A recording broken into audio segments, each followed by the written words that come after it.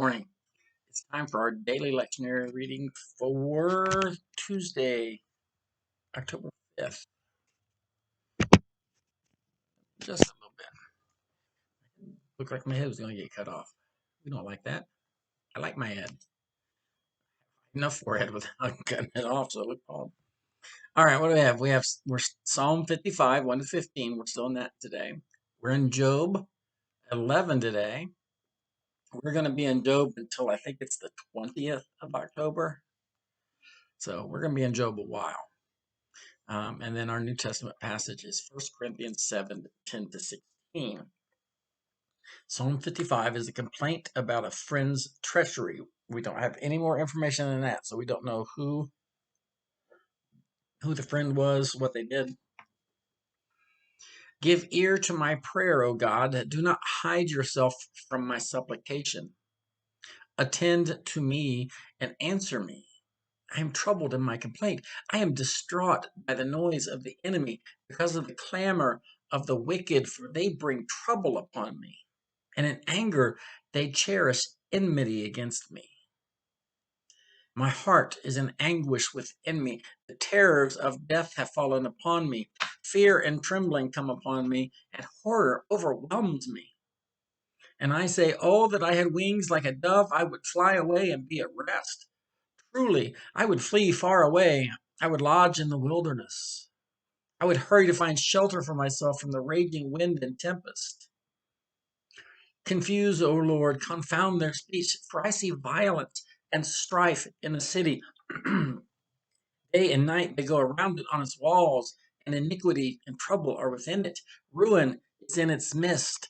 Oppression and fraud do not depart from its marketplace. It is not enemies who taunt me, I could bear that. It is not adversaries who deal insolent with me, I could hide from them. But it is you, my equal, my companion, my familiar friend, with whom I kept pleasant company. We walked in the house of God with a throng. Let death come upon them. Let them go down alive to Sheol, for evil is in their homes and in their hearts. All right. Now we have another one of Job's friends trying to explain to him how he did something to deserve all the calamity. Zophar the Naamathite, the double A's are always tricky, but the experts say you pronounce each of them separately. So that's what I'm going to try to do. Naamathite. Should a multitude of words go unanswered, and should one full of talk be vindicated? Should your babble put others to silence?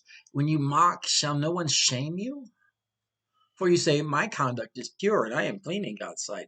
But oh, that God would speak and open his lips to you, and he would tell you the secrets of wisdom, for wisdom is many-sided. Know then that God exacts of you less than your guilt deserves. Can you find out the deep things of God? Can you find out the limit of the Almighty? It's higher than heaven. What can you do? Deeper than Sheol. What can you know? Its measure is longer than the earth. It is broader than the sea. If he passes through and imprisons and assembles for judgment, who can hinder him? For he knows those who are worthless. When he sees iniquity, will he not consider it? But a stupid person will get understanding when a wild ass is born human. That's got a footnote. And the meaning of the Hebrew is uncertain. So they're taking a wild guess at when a wild ass is born human.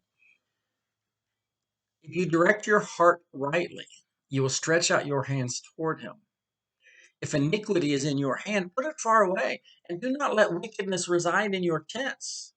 Surely then you will lift up your face without blemish, and you will be secure and will not fear.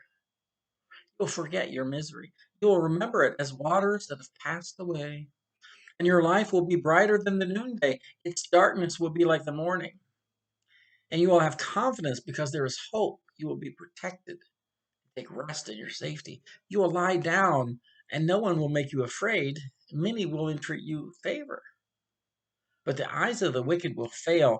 All way of escape will be lost to them, and their hope is to breathe their last.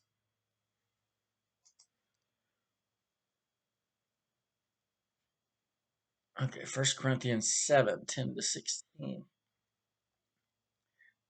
Now, if you remember, one of those where they chunk it in the wrong, kind of break it in the middle of something. He says, I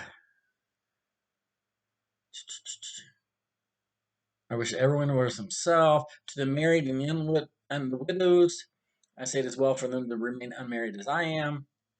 But if they're not practicing self-control, they should marry, for it is better to marry than to be aflame with passion. In today's passage, to the married, I give this command, not I, but the Lord, that the wife should not separate from her husband. But if she does separate, let her remain unmarried, or else be reconciled to her husband, and that her husband should not divorce his wife. To the rest I say, I and not the Lord, that if any believer has a wife who is an unbeliever, and she consents to live with him, he should not divorce her. And if any woman has a husband who is an unbeliever, he consents to live with her, she should not divorce him. For the unbelieving husband is made holy through his wife, and the unbelieving wife is made holy through her husband. Otherwise, your children would be unclean, but as it is, they are holy. But if the unbelieving partner separates, let it be so. In such a case, the brother or sister is not bound. It is to peace that God has called you. Wife, for all you know, you might save your husband. Husband, for all you know, you might save your wife. Now, one thing about this passage that I think is particularly noteworthy, um, sometimes I think we forget when we read the epistles that we're reading someone else's mail. And yes, I know they are included in our Holy Scriptures. They're included in the Bible for a good reason. But Paul does not presume to be talking for God, Paul in particular, in this case. And when he does, he tends to say so. Like in verse 10, he gives this command, not I, but the Lord, that the wife should not separate from her husband. So I just think it's very important to know that Paul was not intentionally intending most of the time to be speaking for the Lord. He was writing letters mostly in response to a crisis or something going on, some problems in the churches, giving instruction or advice. But we treat every word of Paul's mouth sometimes, it seems like, as holy writ. Um, and he's writing, we're reading his mail. We should just keep that in mind. All right, that is enough for today. I can start getting preachy if I'm not careful. Tuesday the 5th. I'll see you guys later. Bye.